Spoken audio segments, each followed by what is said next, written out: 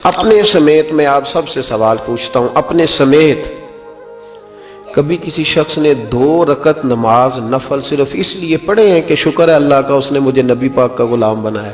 بیٹا ہونے پہ لوگ نفل پڑھتے ہیں، نوکری اپوائنٹمنٹ لیٹر ہاتھ میں آیا تو لوگوں نے نفل پڑھے، ترقی ہوئی تو نفل پڑھے، تنخواہ ملی بڑی تو نفل پڑھے، مکان ایک پلاٹ اور لے لیا تو نفل پڑھے۔ لوگ بڑا بڑا شکر ادا کرتے ہیں نا۔ دیانتداری سے امت کو یہ سوچنا چاہیے کہ 2 رکھتے ہیں، 100 200 1000 نہیں کہہ رہا، 2 رکھتے ہیں صرف اس لیے کہ شکر ہے اللہ کا اس نے ہمیں رسول اللہ کا غلام بنایا۔ نعمت بڑی ہے کہ نہیں؟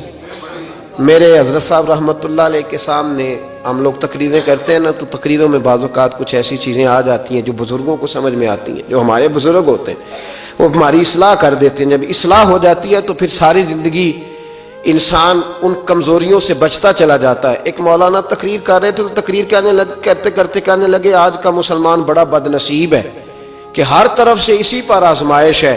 تو ایسا فرمانے لگے مولانا رک جائیے، آپ نے کہا مسلمان بد نصیب ہے؟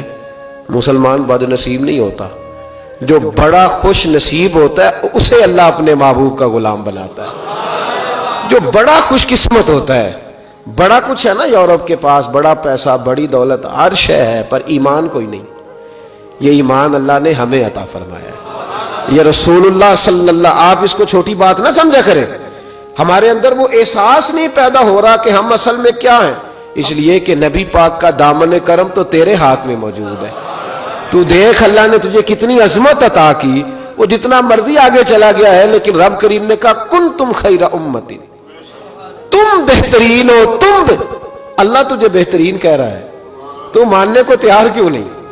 رب کریم تجھے اصل میں نا، ملا رومی رحمت اللہ علیہ نے اس پر تبصرہ کیا تو کہنے لگے رہ کے نا بکریوں میں تو شیر بھی بکریاں ہی بن گئے، رہ کے نا وہ دنیا داروں میں، مالداروں میں، وڈیروں میں، وہ جن کو یورپ سے بڑا پیار تھا، جن کی ٹکٹیں بک ہیں کہ جب جناب حکومت ختم ہوگی تو اگلی فلائٹ سے واپس چلے جانا ہے، جن کے بچے باہر، دولت باہر، بزنس باہر، فلیٹ باہر، ان کے بیچ رہ کے نا تو بہت سارے مسلمان جو تڑپتے تھے کہ شکر ہے یا اللہ تیرا، شکر ہے یا اللہ تیرا۔ حضرت شیخ شبلی کسی عیسائی کو، بدھ مت کو، یہودی کو دیکھتے تھے تو رو پڑتے تھے۔ جناب کیوں روئے؟ فرمانے لگے شکر ہے رب کریم کا کہ یہ بے ایمان ہے، مالک نے مجھے اپنے محبوب کا کلمہ پڑھنے کی توفیق عطا فرمائی۔ رویا کرتے تھے لوگ، ان میں احساس تھا، انہیں یہ شعور تھا کہ ہم کتنے خوش نصیب ہیں۔